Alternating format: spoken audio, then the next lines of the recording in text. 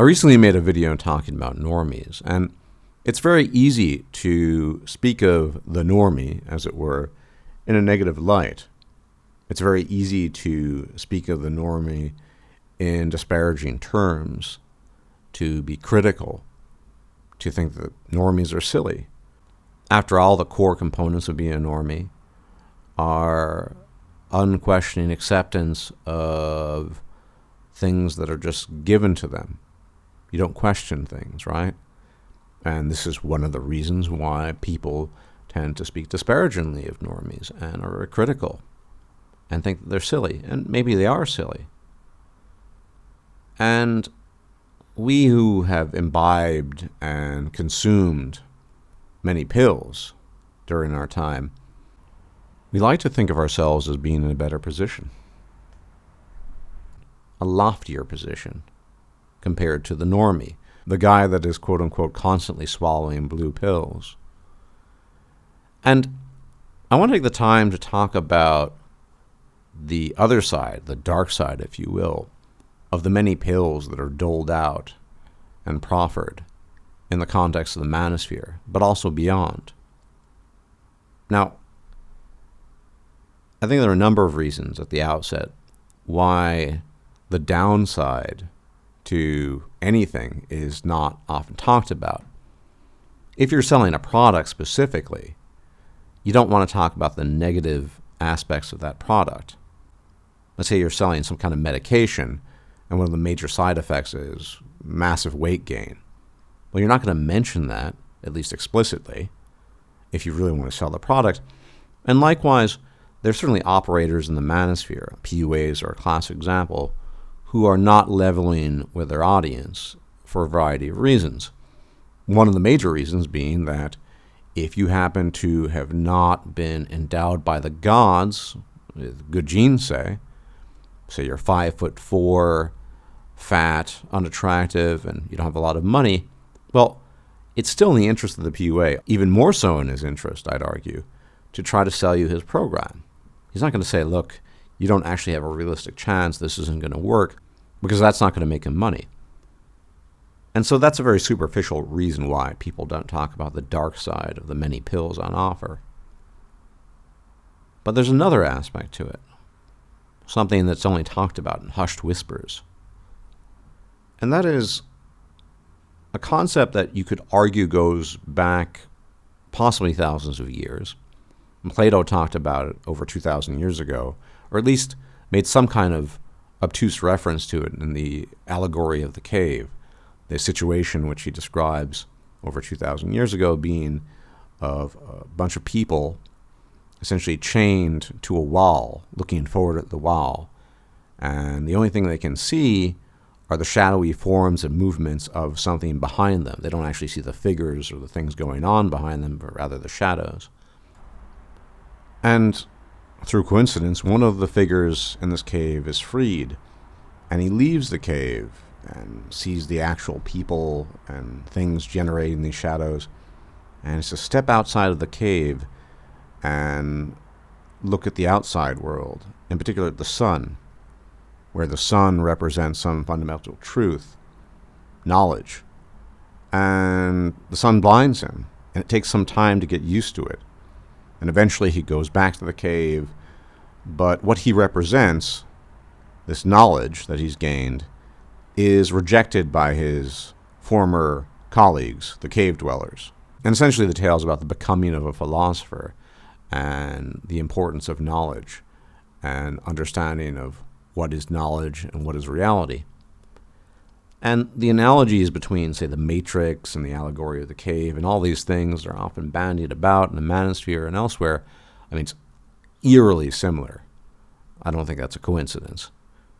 But as much as we like to disparage the normie, normal people who don't question anything, supposedly, at least they don't question anything, let's talk about some of these downsides. Because I remember years ago when I would read about situations or even encounter them by way of gossip of men, for example, who would get married 4 or 5 times. You know, they're 60-something and they're on their 5th marriage. And you'd think, wow, does this guy just not get it? Why is he doing this again and again? Clearly, it seems as close as it could be destined to failure, right? But there's another angle to look at this from.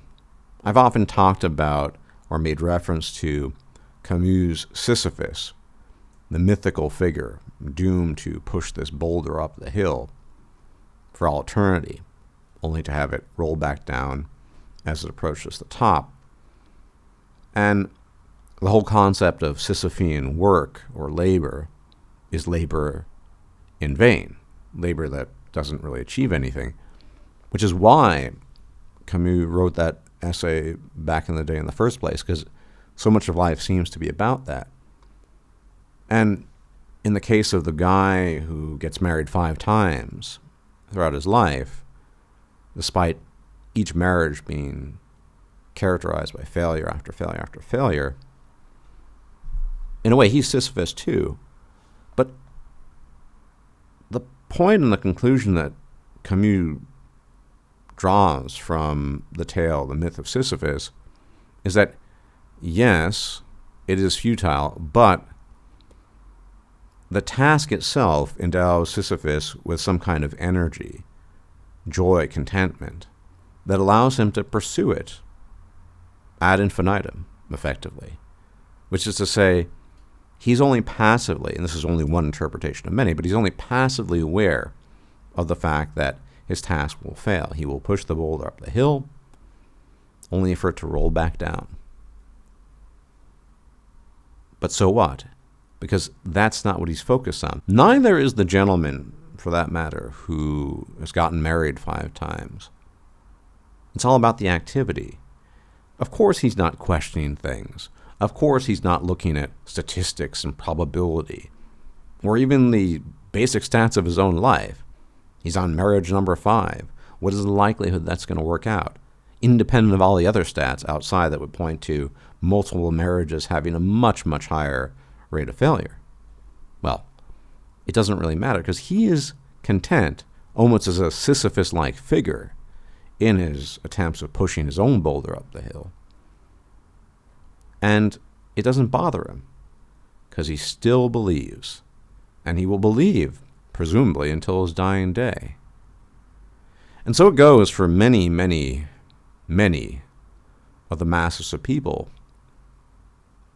in the kingdom of normiedom. And so this is a decisive advantage the quote-unquote unquestioning normie has over the rest of us who have swallowed, imbibed, and been choking on pills of every hue and shade you could imagine for years now. Because there's a real risk to the question. There's a real risk to why. Now, there's a spectrum, of course. How much do you want to question? Well, if you question nothing, there's an extreme likelihood that you're just really dumb. If you question absolutely nothing, and such people are far and few between, I don't think they really exist, to be perfectly honest, but if you question absolutely nothing, yeah, you're pretty dumb. But what happens when you go from that one extreme of a spectrum, where you question nothing, to the other extreme, where you question everything? Everything becomes a matter of questioning, of doubt, of a search for a meaning. Now, we can poo-poo Jordan Peterson all we want, and I think he has a lot of flaws, but the fact that he talks about meaning occasionally is important, because the question of meaning fits into this equation of the so-called unquestioning normie. You see, for most human beings, meaning is auto-generated. It's not something they have to come up with. They just do things. If there are leaves in the driveway, the normie rakes them away. If there are dishes piling up in the sink, the normie does the dishes. The normie feels the instinct, the desire to copulate, perhaps to have a relationship or get married, so he pursues that. The normie goes to work and does as good a job as he possibly can, because that's what he's supposed to do. This is all guttural, auto-generated meaning. And it's meaningful because the normie gets a sense of purpose and derives a sense of significance from what he's doing. It's auto-generated because it's not the result of something he's consciously come up with. It's not a decision. He didn't say, I will find the meaning in raking the leaves of my driveway and doing the dishes and pursuing this relationship and doing my work and setting goals. Humans set goals all the time. It's kind of what we do. We are a consciousness in the present, projecting it out into the future. And if this hypothesized normie were to ever question some of these things, what would happen to the auto-generated meaning? Well, it would dissipate slowly but surely. And if it were to go too far, he would lose meaning. Because as I maintain, you don't find meaning. Meaning is automatically generated within the self as a reaction to external stimuli or your own unconscious inner workings of which you're not aware. And that's it. So maybe you make a discovery of some religion or belief system and you find meaning in that. That's not you generating meaning. That's you being reactive to some external stimuli. So maybe Islam and Christianity didn't work for you, but you discovered Jainism, and for some bizarre reason, you find that Jainism endows you with a sense of meaning and purpose. So the risk that is ever present when it comes to all of these pills, red pills, gray pills, purple pills, black pills, clear pills, white pills, whatever, is that part of this process of becoming aware, this process of becoming knowledgeable, as it were, gaining knowledge, involves stripping away these automatized assumptions that we make about ourselves and the world. But in similar fashion to a human being that were to strip away all the layers of his clothing in a very, very cold climate, there's a real risk there. Because it's good to question to a degree, but if you question too much, then the auto-generation, the meaning generation, as it were, will begin to fail. And that's when you find yourself on a quest for meaning, a quest for purpose. You see, most humans are pretty simple. We are fairly simple animals.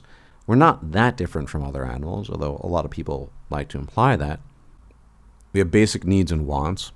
Many people just go through this without any questioning. I think relevant here is one very common point of discussion and contention, the question of reproduction, to have or not have children. Personally, I don't feel very strongly aligned to either, although I've never wanted children myself, which is to say I'm not an antinatalist, although I have sympathies at times, but I'm also not a natalist. And this is an example of a question that a human being, given the possibility, having swallowed many, many pills, will call into question. Is it a good idea to reproduce? Well, maybe, maybe not. But the point is, to even ask that question, you need to have stripped away many, many of the layers of your former beliefs. And you needed to question things. And so the average person is not going to think, for example, well, I don't have enough money, I have a genetic tendency towards alcoholism and depression, that'll probably render my child very, very unhappy. Probabilistically speaking, my child is not going to be very satisfied. No, they just have children. And even people far smarter than I or you have children in an unthinking fashion. It's just something that they do. Because that is auto-generated meaning in a sense, the desire to reproduce, the instinct to do this. But so too is it true of many other things that human beings engage in. Yes, people will question large systems, political systems, philosophical systems, economic systems, of course. But the systems at the micro level in which they exist, their daily activities, their obligations to kith and kin, These are not things that they call into question. This is auto-generated meaning. And the real risk of all these pills is that if you happen to be an unfortunate individual who suffers from a particular form of psychology, then you will begin questioning not just these macroscopic projections of the world at large, but everything you do in your own life. We can also talk about other philosophers. Nietzsche famously talks about the death of God, and he talks about the Übermensch. The Übermensch, well, something that one can aspire to be, perhaps, although this concept and term has been misappropriated and misinterpreted over some time by certain political parties in the past. But the reality is, Nietzsche was on a quest to find meaning. It's why he talks about things like the Übermensch. This is the fundamental problem here. Everyone who swallows too many of these pills runs the potential risk of losing all meaning, because true meaning is self-generated and reactive. You don't find it. You don't create it for yourself. You don't sit there one day meditating and say, this is what I want to do with my life. It happens at a level that we are not aware of, which is what characterizes the normie. And like Sisyphus, or at least the argument that Camus makes for Sisyphus, I would argue that the normie is ultimately more content. For all his failures, the guy who gets married 5 times, only to fall on his face each time, yeah, he seems like a fool, and indeed he is, in some sense, in a rational sense, he's a fool. But at the same time, he's probably more content than the most black-pilled amongst us. He's probably more content than many of us, because he has a sense of certainty and a sense of commitment in every failure that he engages in. Yes, it's a failure, but he believes in the picture that is his life, the self-generated meaning, which in his case might involve, yes, getting married 5 or even 6 times, and to his dying day believing that somehow it's going to work. This is, of course, but one example. There are many such examples, but you get my point. So meaning is auto-generated or it's reactive. You don't find meaning. You don't create it out of nothingness. It's either given or it's not. And the problem with certain individuals who swallow too many of these pills is they reach a point when their lives are then stripped of this meaning. Every basic thing that they entertain doing is called into question. You could do X, Y, Z. Why should I do this? To what end? Where will it lead? These are the sorts of things that they ask themselves. And they sit and while about the day thinking about the one thing that might lead to meaning, that might lead to that reactive auto-generation of some raison d'être. But more often than not, it fails. And so we should all be aware of the serious risks of all these pills. The acquisition of knowledge is potentially very dangerous for certain individuals. Because in my humble opinion, if you are that type of individual, there's no going back, and there will be nothing left for you. Because you will question the very basics and precepts of human existence itself. Nothing will fall outside the purview of your questioning. And as a consequence, you will both paralyze yourself and immiserate yourself. Because part of human existence is contained in non-questioning, in following instincts and urges, in being, at least partly, a normie. So what is to be done about this? Well, to the buyers of these pills, I would say, emptor kaweat, which is to say, let the buyer beware. To the vendors of these pills, however, well, that's up to you. But we should all be aware that knowledge can be as unliberating as the shackles that slaves wear, or the shackles that the figures in Plato's allegory of the cave wear as they are facing the wall, making it impossible for them to turn around. It can be just as bad, if not worse. At the very least, The denizens of this cave of Plato have their world. They understand it to be what it is, even if it is not what they think it is. And that's enough for them, just like it is enough for Sisyphus to push his boulder up the hill.